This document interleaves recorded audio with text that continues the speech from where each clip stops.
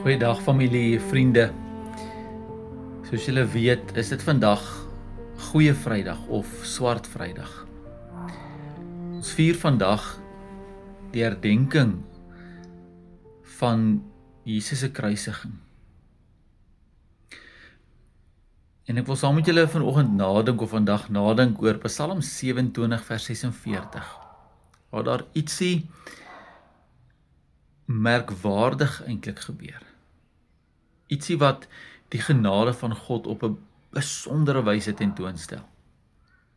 Want Psalm 27 vers 46 is daardie bekende woorde van Jesus waar hy sê: my God, waarom het U my verlaat?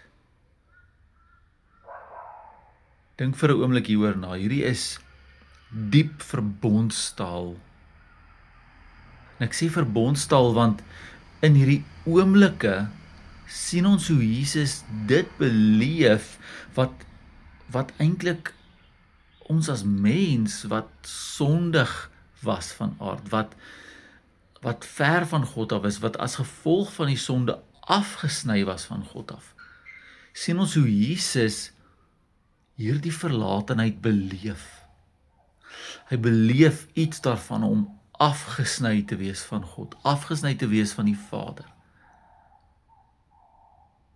Hy beleef dit en hy lê sy lewe aan die kruis neer. Hy gaan deur hierdie absolute, ek dink dalk die verskriklikste ding wat met enige mens sou kan gebeur, om van God verlaat te wees. En hy gaan deur dit sodat ek en jy wat in verbond met God, deur die genade van God in 'n verbond met God staan, nooit daardie woorde hoef te uiter nie. Hy sê daardie woorde en hy gaan daardeur sodat ek en jy altyd, ten spyte daarvan dat dit soms nie so voel nie, maar dat God altyd by ons mag wees. En die besondere van hierdie Psalm is dit, Jesus is eintlik baie doelbewus met hierdie woorde, want hy verwys na Psalm 22. Psalm 22 begin met die woorde, my God, waarom het U my verlaat? Dis hierdie selfde uitroep van verbondstaal van iemand wat iets beleef van dat hy afgesny is van God. Maar dan sien ons die Psalm eindig nie op 'n stuk hooploosheid nie.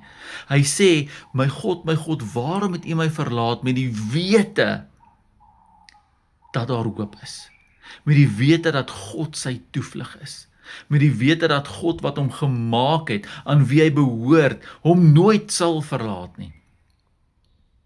En daarom wanneer Jesus sê, my God, waarom het U my verlaat, is dit juis met hoop, met die wete dat hy die dood gaan oorwin, met die wete dat God besig is om sy heilsplan te voltrek, sodat ek en jy nooit van God verlaat hoef te wees nie.